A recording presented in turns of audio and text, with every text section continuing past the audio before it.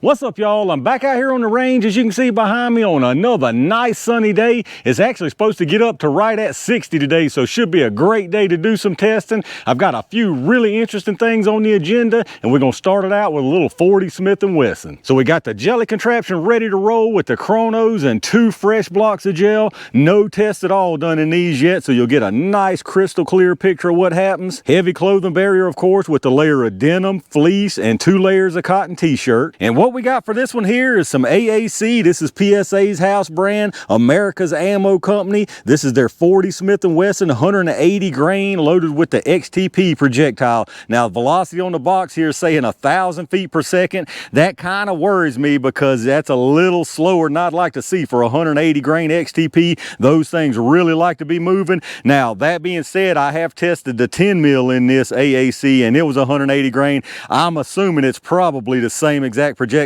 They were moving a couple hundred feet per second faster, but they did really nice. So maybe at 1,000, if we can hit that, this will be another good one. As far as the other calibers I've tested in AAC, kind of mixed results. The 9 mil, I personally think those did a fine job. The 10 mil, again, those did a great job other than just being weaker than I personally would like for 10 mil, but for what they are and for the cost, they did a pretty good job. The 357, not so much, and the 45 ACP, again, not so much. But here's your cartridge, nothing fancy to it, just a brass case with that XTP projectile. And of course, I'm gonna run these things out of 2 different barrel lengths to see what we can get out of them. For the longer one, I've got the Glock 22 here with the roughly 4.5 inch barrel. And then for the shorty, I've got the G27 here with the roughly 3.5 inch barrel. So like I always mention, if you're running a 23, you can expect performance right in the middle of these two. So hopefully this 40 will start us out on a high note. Most of the time, it's pretty hard to get bad performance out of 40 Smith & Wesson, but we have seen it a couple times. Let's get this stuff set up and let's see what these can do.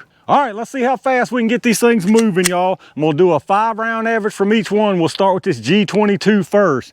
Now, again, if y'all aren't familiar with this lab radar, you're gonna see multiple readings from this thing. Your large number is gonna be your muzzle and then 5 across the bottom. One of them set for 3 yards, which is roughly where the gel is here at 10 feet. And then I've got 10, 15, 25, and 50.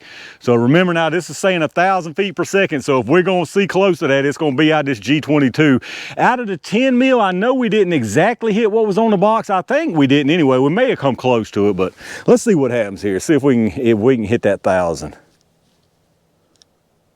That felt good. Yeah, 1,007. That definitely feels good. 977. 983. 986.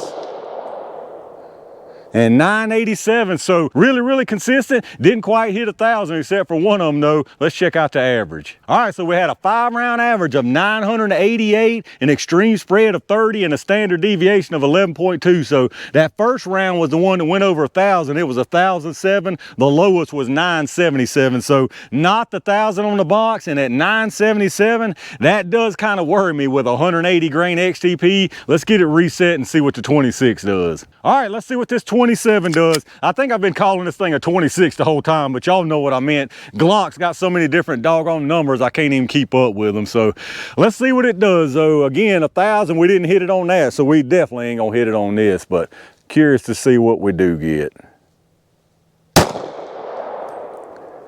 966,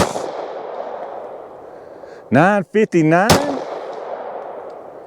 949, 946, and 954. So basically the same story as that 22. We had a higher first round and then the rest of them dropped a little bit. Let's check this average. All right, so as expected, really not a real big difference between these 2 barrel lengths. That time we had a 5-round average of 955. Our extreme spread was 20 with a standard deviation of 8. So consistent, pretty consistent stuff out of both of these barrels. We had a high there of 966, it looks like, and a 946 low. So 955 on this one. And if you remember on that 22, it was 988. So you're only talking about 33 feet per second difference between these two, which it's only an inch a barrel. That's about right for a 40 Smith & Wesson.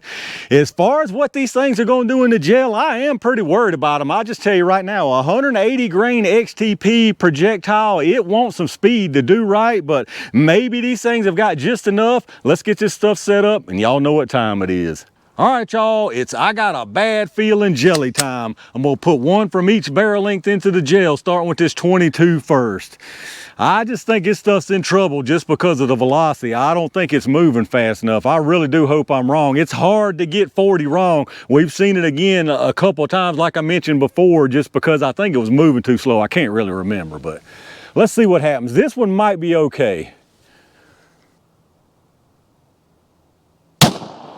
All right, that should have been a good one. Let me go see what we got down there.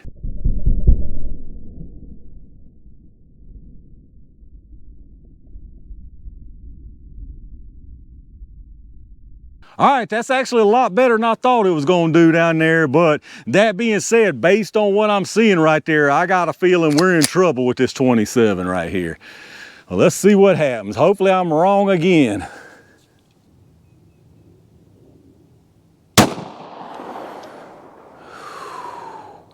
Yeah, I don't think I was wrong that time. Let's go see what we got.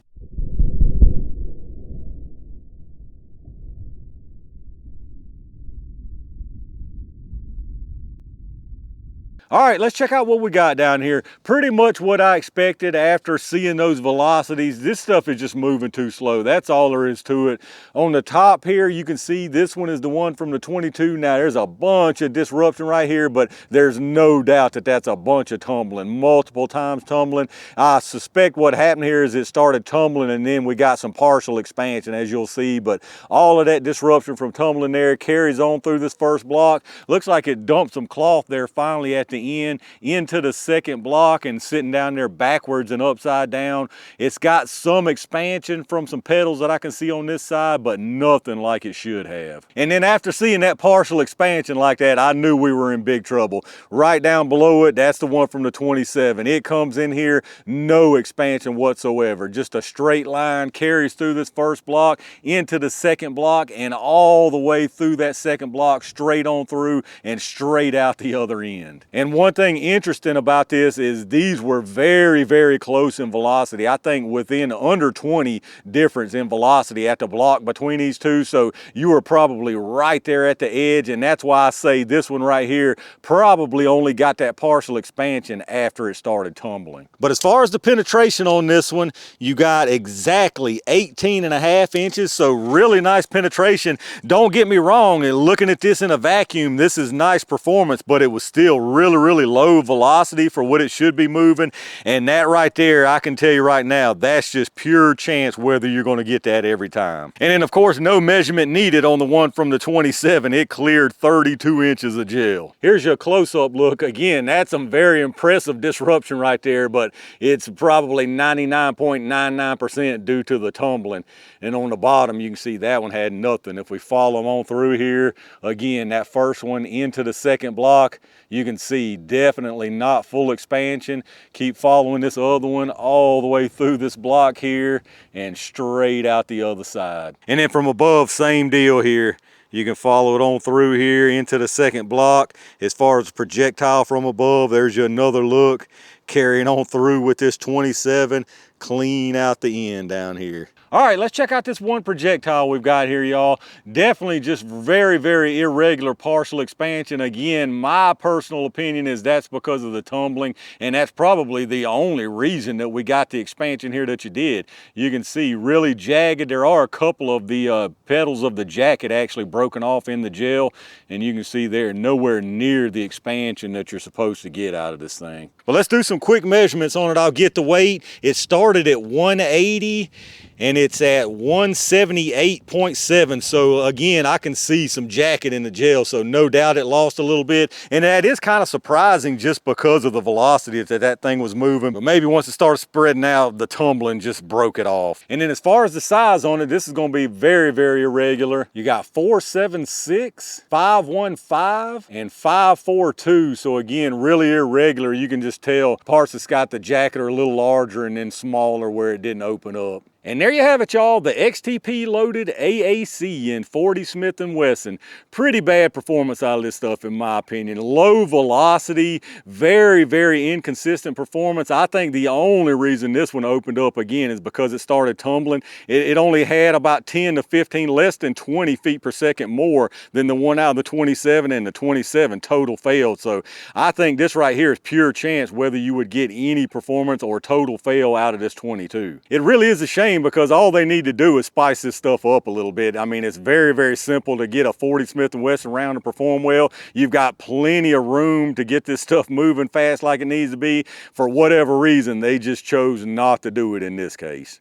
All right, y'all, that's a wrap for the first test of the day, and unfortunately it didn't turn out to be much worth looking at. Again, in my opinion, poor performance really from both barrel lengths. The 22 in this singular particular instance did well, but it didn't do anything like it was supposed to do. I think that was just pure chance. If you were to lose another 10 FPS, you're going to be looking at the same thing you did out of that 27, or, you know, just think about a little bit more distance. This is 10 feet. Think about it, 7 yards. You're probably not going to get anything even out of that 22. So unfortunately for me, this one's going in the no good column. That's another AAC down, so we're getting about half and half as far as the ones that did perform and didn't perform at this point. But let me know down in the comments what y'all's thoughts are. Is this anything that some of y'all out there are using, that you carry, or that you've picked up for range type purposes? Let me know down in the comments what your thoughts are. If you enjoyed the video, take a second and click that like button. Make sure you subscribe to the channel and make sure you got those notifications turned on so you get notified when I upload new stuff. Like I always remind you, check out those affiliate links down in the video description. If you're doing some shopping and pick up something after going through those links, I get a kickback from them towards the channel, so I really do appreciate that. Again, a big thanks to my Range Gang members and every single one of y'all for supporting the channel. I've got a couple more really interesting tests planned for out here today, so stay on the lookout for those. And in the meantime, stay safe, stay prepared, and I'll see you soon.